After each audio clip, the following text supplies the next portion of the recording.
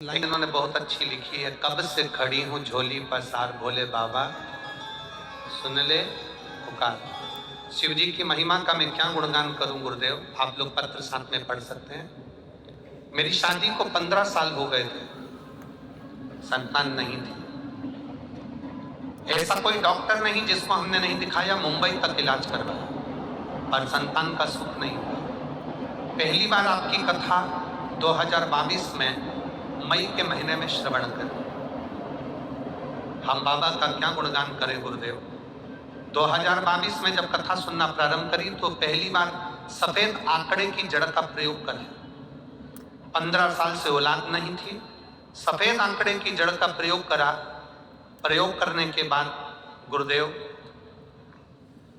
मेरे पेट में मुझे तकलीफ हुई। हमें लगा कि गर्भ ठहर गया। समय निकला, हम डॉक्टर को दिखाने के लिए गए।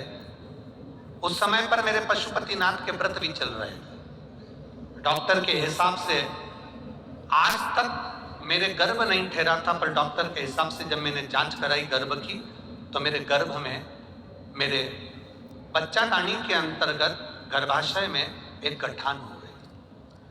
गुरुदेव हमने तो सोचा था कि बच्चा होगा, पर गठान हो गई। गांठ होने के बाद डॉक्टर ने कहा ये गांठ बहुत बड़ी है, इसकी जांच के लिए भी जाएगी और इसका ऑपरेशन भी बहुत जरूरी है। जब गांठ का ऑपरेशन करने लगे तो मेरे पति से कागज पर सिग्नेचर करवा लिया कि इसका जो गर्भाशय है, बच्चादानी पूरी सड़ चुकी है, इस बच्चेदानी को ही निकालना पड़ेगा। गर्भाशय की बच्चेदानी को निकालना पड़ेगा। मेरे पति की आंख में आंसू आ गए कि बच्चादानी ही निकल जाएगी तो बच्चा कैसे होगा। परंतु डॉक्टर ने कहा कि इस स्त्री पर बन जाएगी, आपकी पत्नी पर बन जाएगी, बच्चादानी निकलवा। तब बच्चादानी को निकलवा दिया गया, गर्भाशय पूरा बाहर निकाल दिया गया। गुरुदेव अब तो बच्चे होने के चांस भी चले। मैं बाबा के मंदिर में जाकर खूब रोई कि बाबा ये तूने क्या कर दिया। पर आप कहते हो कि भरोसा पूरा रखना। मैंने भरोसा पूरा रखा। 4 महीने बीते, 4 महीने बाद मैं फिर ठीक हुई और बाबा के मंदिर जाने लगी। मेरा गर्भाशय नहीं था, बच्चेदानी नहीं थी, पर शंकर तो शंकर है ना बाबा। मैंने फिर वापिस सफेद आंकड़े की जड़ बांधी, वापिस मैंने शिव जी की आराधना करी और बाबा की कृपा से बिना बच्चादानी के, बिना गर्भाशय के मेरा गर्भ ठहरा और बाबा की कृपा से मुझे संतान की प्राप्ति हुई। ये मेडिकल के अंतर्गत डॉक्टरों के हिसाब से ये नामुमकिन है, पर मेरे बाबा ने मुझे 27 सितंबर 2023 को पुत्र रत्न की प्राप्ति हुई है। मैं बाबा को यहाँ नमन करने तो 15 साल बाद मुझे डॉक्टर के हिसाब से गुरुजी, जिसकी बच्चेदानी नहीं रहती, जिसका गर्भाशय नहीं रहता, उसे बच्चा नहीं ठहर सकता। ये डॉक्टर के हिसाब से बच्चा नहीं हो सकता। पर मेरे बाबा, आप कहते हो ना गुरुदेव, आपके वचन पर जो भरोसा है वो भरोसे ने निभा दिया और बिना बच्चेदानी और बिना गर्भाशय की भी मुझे औलाद दे दी। ये शिव, ये शंभू की।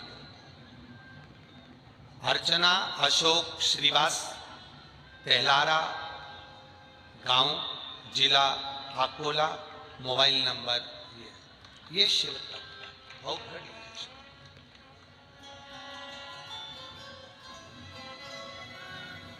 सहज नहीं। तेरी कृपा बिना न हिले एक भी लेते हैं श्वास, तेरी कृपा से करो करो। हे गंगाधार मोक्ति द्वार ओमकार तू, भोले ओमकार तू। आयो शरण तिहार शंभु तार तार तू। बखान क्या करूं मैं राखों के ढेर का, चपटी भभूत में खजाना कुबेर का, हे गंगाधार मोक्ति द्वार ओमकार तू, बोले ओमकार तू, आयो शरण तिहारी शंभो तार तू। उस बहन ने पत्र में लिखा, डॉक्टर के हिसाब से जिसकी बच्चेदानी नहीं रहती है, जिसका गर्भाशय नहीं रहता, उसका गर्भ नहीं ठहर सकता। ये आश्चर्य कैसे हो गया? और बाबा ने मुझे पुत्र रत्न की प्राप्ति 15 साल के बाद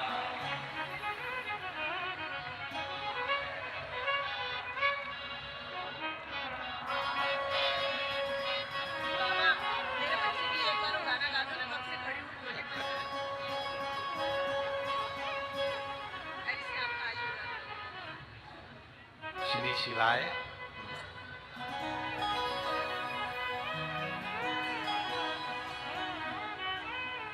अरे लुटा दिया भंडार काशी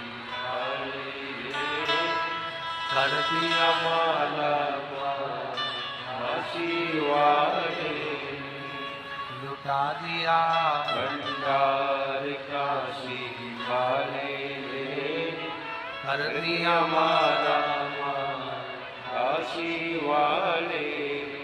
क्या देता है, कब देता है, कैसे देता है, ये उसके ऊपर है, उसके ऊपर निर्भर करता है। 15 साल बाद औलाद दी थी और वो शरीर में गांठ पड़ गई और बच्चा दानी भी निकल गई, गर्भाशय भी निकल गया, और डॉक्टर के हिसाब से कभी संतान नहीं हो सकती, कभी ये मां नहीं बन सकती, और विश्वास नहीं तोड़ना। शंकर के वो क्या बोली, शिव के मंदिर जाती रही, एक लोटा जल चढ़ाती रही और कहती रही, बच्चादानी भले निकल गई हो पर तू तो सबकी झोली भरता है। जब तू 25 साल 30 साल वालों को औलाद दे सकता है तो मेरे तो 15 साल हुए। सियोर वाला महाराज कहता है, बंजर भूमि में भी तो फूल खिला देता है, मेरा गर्भाशय नहीं और बच्चेदानी नहीं तो क्या मुझे औलाद नहीं हो? देता है, उसकी कृपा होती है, मिलता क्या ना दे, ये उसकी करुणा है, ये उसकी उदार है।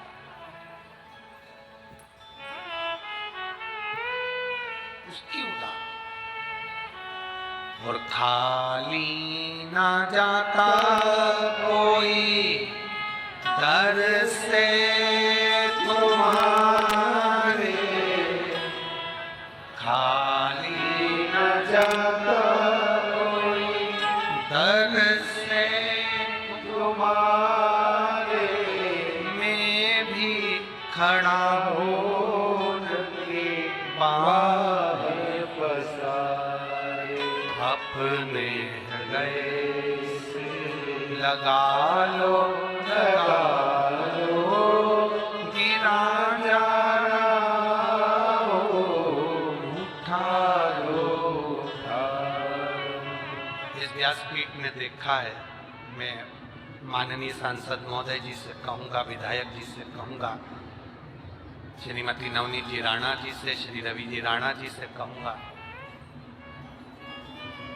इन नेत्रों ने देखा है और इस व्यासपीठ ने देखा है, जिस जिस नगर में, जिस जिस गांव में, जिस जिस खेड़े में कुबेरेश्वर बाबा कथा करने के लिए आया है, उस गांव को, उस नगर को पीछे पलट कर देखने की जरूरत नहीं पड़ी, बाबा ने खजाना लुटा दिया।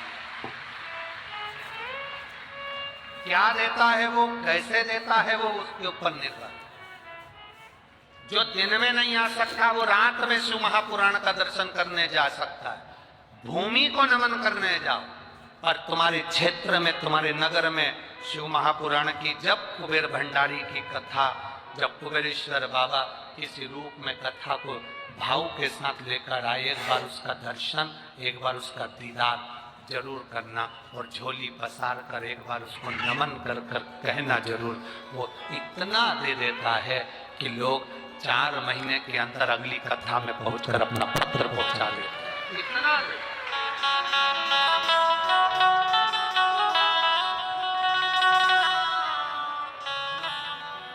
वो देता है खूब।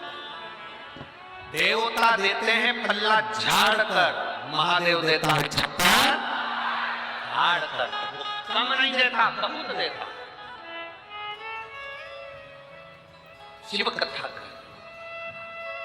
भगवान शंकर का पवित्र चरित्र का है।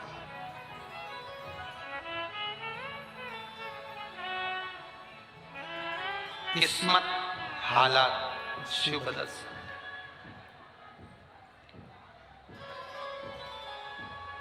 एक देवाधिदेव महादेव, एक घर के माता पिता। एक देवाधिदेव महादेव और एक घर के माता पिता, ये हमारी जिंदगी को सार्थक करने वाले। जिस माँ ने तुमको 9 महीना पेट में रखा, जिस माँ ने 3 साल अपनी गोद में रखा, जिस माँ ने पूरी जिंदगी तुमको अपने दिल में रखा, उस माँ को कभी घर से बाहर मत निकालना, कभी घर से बाहर। जो माँ तुम्हें 9 महीना, जो माँ 9 महीने तुम्हें पेट में रखती है, 3 साल उसको गोदी में रखती है, जिंदगी भर दिल में रखती है, उस माता पिता को कभी ठोकर ना दीजिए, कभी बाहर ना निकालिए। उसने दुआ करी है तुम्हारे लिए, उसने प्रार्थना करी है तुम्हारे लिए।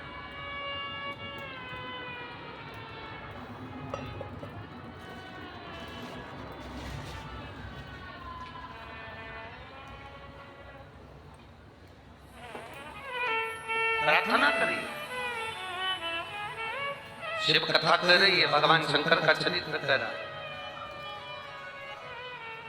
शिव महापुराण वर्णन कर रही है।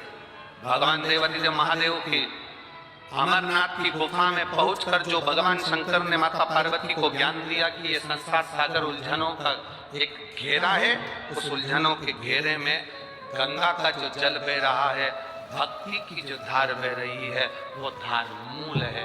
उसी तरह वो भक्ति की धार श्रेष्ठ। तो शिव महापुराण की कथा कहती है, ये कभी ना सोचे जिंदगी में कि हमारी उलझने कम है, कि हमारा दुख कम है, कि उसका दुख ज्यादा है, कि हमारा दुख ज्यादा है, कि उसका कम, कि उसका ज्यादा। किसका दुख, किसका दुख ज्यादा है, किसका सुख कम है, उसका स्मरण हमारी जिंदगी में ना रहे। हमारे बीच में संत शिरोमणि जी पधारे हैं, एक बार जोरदार ताली बजाकर स्वागत।